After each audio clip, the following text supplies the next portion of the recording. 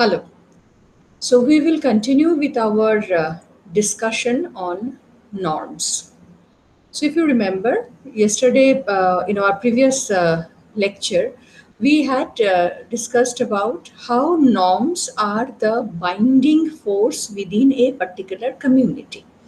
Within a community, uh, the norms are a shared system of codes. These are the rules which the members of a community adhere to.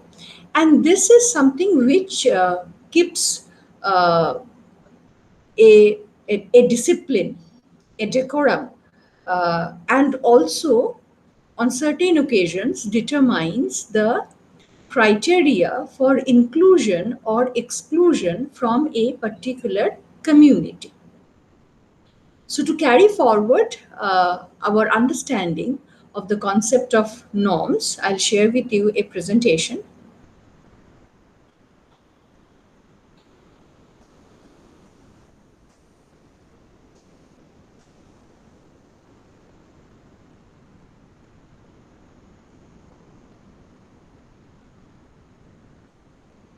So, we are continuing with our understanding of norms. So, why do people follow norms? If norms are rules which decide inclusion, exclusion, so there must be some reason as to why people within a particular community follow norms. Now, in order to understand this, we will have to understand these concepts, which is number one, preference. Now, are norms a matter of preference? Do people follow norms because they prefer to follow norms? Yes, on many occasions, that is how it is. And this preference, that means there is no force. I prefer to do things the way I am doing it. So that preference might be individual or that might also be social. Individual, that means my personal basis, that this is how I want things should happen. And then it is social, that means this is how everybody should be conducting. So simultaneously multiple people, they conduct themselves in this particular manner. So there can be also social preferences as well as individual preferences.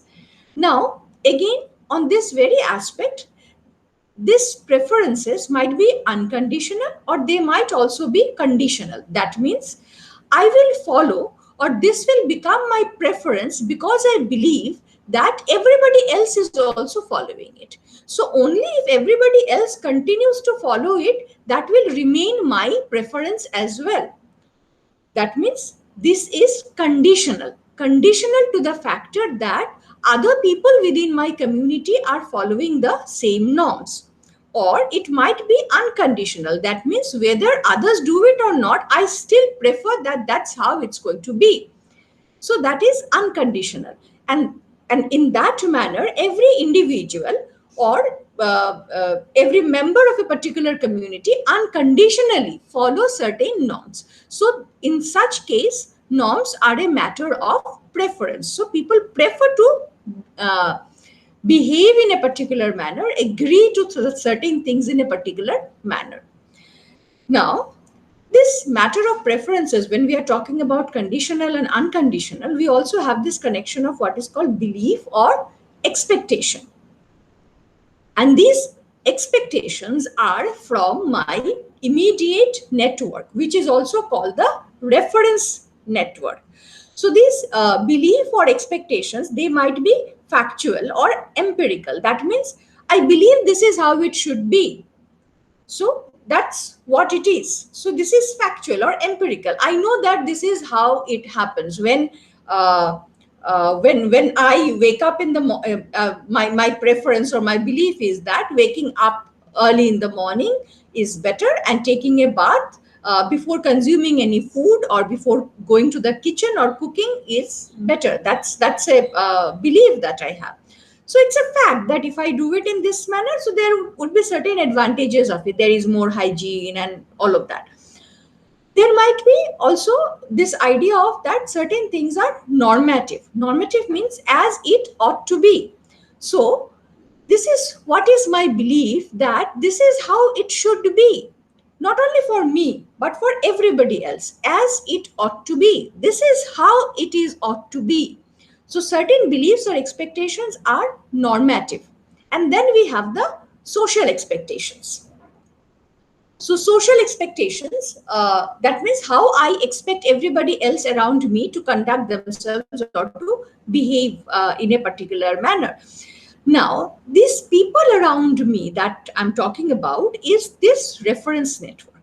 Now, this reference network are people who matter to me, or their opinion about me matters to me, or their opinion about how I should conduct myself matters to me. And because it matters to me, it also shapes my behavior. Now, let me again point out here that when we are talking or discussing about norms, it's very important that we understand why we are discussing about it. We are discussing about it because these norms shape our behavior. And as communicators, we understand that it is through communication or channels of communication that behavior is also shaped. And that's where we are looking at effective communication, that which allows or is able to shape behavior.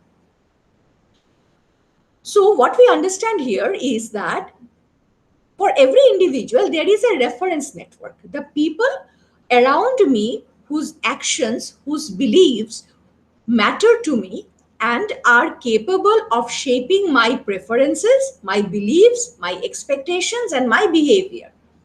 And it is this reference network which I conform to as part of my community. So there is also a matter of a size of this particular community, that this reference network, it cannot be like one individual or two individual, it's a number of people, and hence this mutual set of preferences and belief about each other shapes the behavior of these group of people. So beliefs, preferences, beliefs, and reference network are three important concepts that we need to understand when we are talking about norms, and as to why there are norms which are sustained within a particular community. They are sustained through matter of preference, through beliefs or expectations that people have of each other, and through this reference network which is there, which is important in terms of that it's important for me how people in my reference network look at me, how they are, what I believe is that they think, they expect of me, and hence I do it accordingly. So in this way, we have to understand two types of norms, like descriptive norms and social norms. Now, descriptive norm is a pattern of behavior such that individuals prefer to conform to it on condition that they believe that most people in their relevant network conform to it. Now, this is an empirical expectation because I see in my everyday structure of behavior that these are the norms. Very simple examples in this respect can be standing in a queue. Why do I maintain a queue when I am waiting for anything? Because I believe that everybody else is also going to conform to that idea of standing in a queue. It means that the person standing in front of me has the first preference and the person standing next to me has the second preference. So I believe in that. I know that this is how things are going to happen. I am going to get after him and I'm going to get before him. You would have seen interesting examples when we see that people are actually not standing, but then they have only their chappals or sandals there and they're sitting on the side because they just don't want to stand there. Or you have buckets where there is crisis of water, you have only the buckets kept there.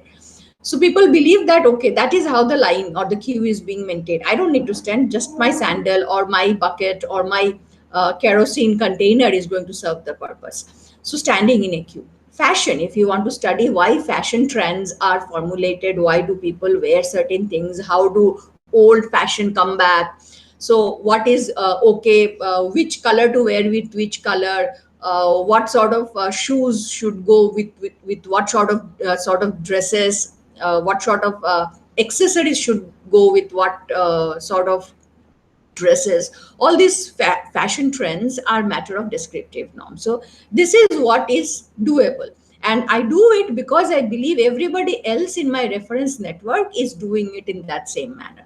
So that is the reason I see it happening. I see everybody behaving in that manner, and hence I also behave in that particular manner. Then comes etiquette. So etiquette again is a similar matter, because you see, like if I take the example of how online chat or other such things are happening these days, then I know that when someone else is speaking, I'm supposed to mute my mic. So that's an etiquette. If someone wishes me on my social media page, I have to wish him back. So someone likes, I have to like it back. So there are certain etiquettes which are formed without anybody telling me anything, but because I see a particular pattern of behavior, I conform to it, because I know people expect me to conform to it, and then I am seeing everybody else conforming to it. So because everybody else is doing like that, so I am also doing like that. So it's a pattern of behavior such that individuals prefer to conform to it on their own. They prefer to conform to it. Nobody is forcing them to do that, on condition that they believe that most people in their relevant network conform to it. So I believe that most people in my relevant network, they also conform to it. Now, social norms, they are a little different from what we call as descriptive norms. So, a social norm is a rule of behavior such that individuals prefer to conform to it on condition that they believe that most people in their relevant network conform to it, empirical expectation, just like the other one, descriptive norm. Most people in their relevant network believe they ought to conform to it. Okay, so it is not just my preference, but I also believe that others expect me to conform to it. They ought to conform to it and may sanction deviation. So this fear of sanction for deviations in conforming to those norms. So those are the social norms. They are more strongly held beliefs. They are more strongly held preferences. They are more strongly held behavior patterns. Okay, so most people in their relevant network conform to it. I believe that most people, they conform to it, and it is not just that, but I also believe that people in my reference network expect me that I am ought to, that is, I am supposed to behave in that particular manner, and if I don't, I also believe that I might be receiving certain sanctions from the other members in my reference network.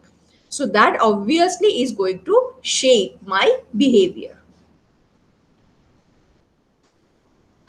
Now, common elements in these two things that we have discussed and we have to understand is that social expectations. So, a social norm is constructed by one's belief about what others do and by one's belief about what others think one should do. So, 2 points.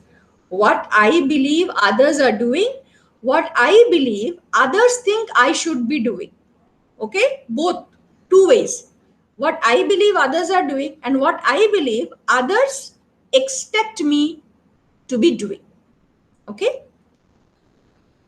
the relevant others, this others that I'm talking to, they are not undefined, they are not a huge undefined society, but they are a reference group. There are people who matter to me, and different norms may be relative to different reference groups. If you remember, I always say that I belong to multiple communities, there are multiple reference groups, and I'm constantly negotiating myself between all of these.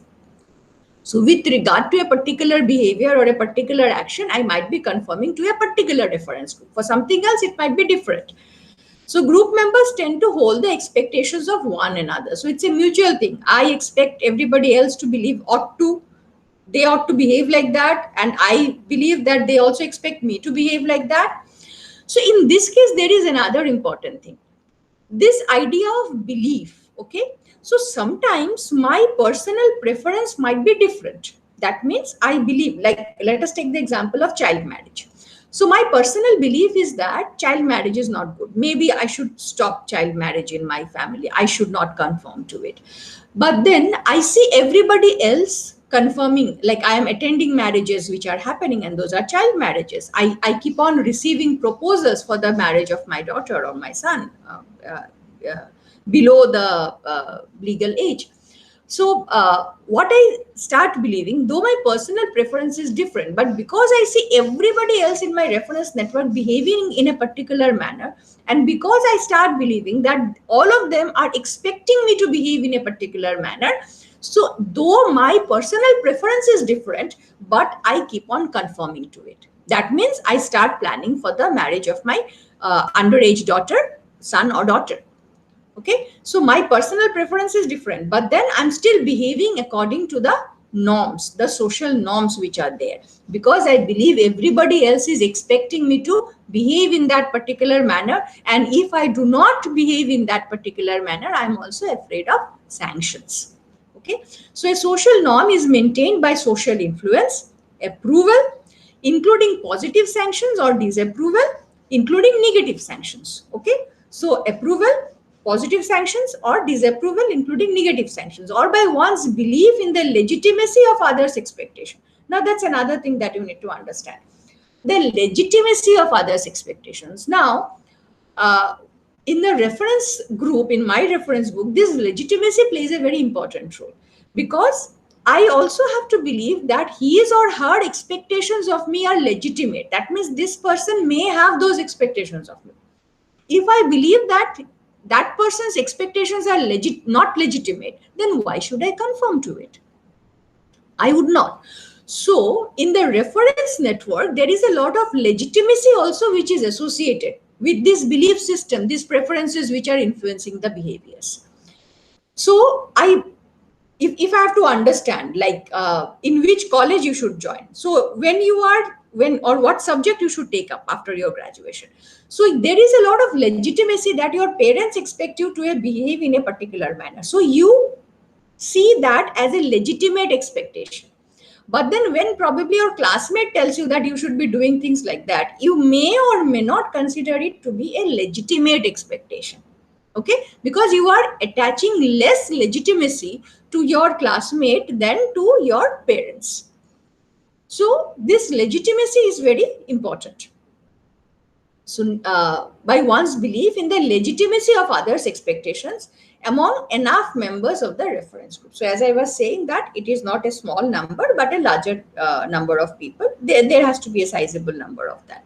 So, these are the things which are common and which you need to understand when you are trying to understand the concept of norms. Now, it brings us here in the context of behavior change, as I was telling you. So, what we do first is, when we are entering into a particular community, we are trying to understand their norms and patterns. So, we observe a pattern or behavior. So, this is how they conduct themselves. So, observe a pattern or behavior. The first thing, people prefer to follow it irrespective of what others do. People prefer to follow it irrespective of what others do. That means unconditional preferences. Okay, custom or model rule. So this is that level where customs, like, there is no sanction, there is no problem, but I prefer to do it the way it is. So it's just like a custom. It is so natural for me to do it in that manner. I do not question it also. I see everybody else, and I prefer to do it like that. That's how I have grown up, knowing things to happen. So it becomes a custom or a model rule, like saying namaste. So I know that during festivals I have to touch the feet of elders. I know that I have to say namaste to people I know. So those sort of custom or model rule, like uh, any other morality related conduct that I do. Then comes people. The other thing, people prefer to follow it if they believe others follow it. So I would prefer to follow it only if I believe if others are doing it. So it's not just my personal preference. It's not so very natural to me. It takes a lot of effort for me to do that. So I would follow it if I believe everybody else is doing it. So because everybody else is doing it, so I will do it. I have no issues about that. So empirical expectations suffice to motivate action. So when I see everybody else, empirical expectations, so I see everybody else, I know people are also expecting me, people in my reference group are expecting me to do it. I see everybody else doing it. I know there is a large scale conformity to this particular thing. So I also follow it. So that's a descriptive now. Now the social norms, so normative expectations are also needed to motivate action. So normative expectation, this is how it is ought to be. So one is where I simply see things happening and I follow because everybody else is doing like that. And then the social norms are things where I have that normative expectation. That means this is how it is ought to be. That's the rule. That's how it's supposed to be. You are not supposed to deviate from that. So that is what is a social norm. So if we are able to understand this scheme, we will be able to differentiate between the strength with which a particular norm is attached to a particular community. So I have to understand that. If I have to maintain it, I have to understand it. If I have to change it, I have to understand it. So whether to reinforce or to change, it's very important for me to know and understand the moodings of that particular norm. Whether it is just a custom, it's a morality, it is a descriptive norm, or it is a social norm. So this is how we have to understand this. So that's all that I have to discuss here today. We will continue with our discussion on social capital after this. Okay, so thank you. Hope you were able to understand and follow this discussion that we have done here today. We'll meet again when we continue our discussion with social capital. So that's all for today. Thank you.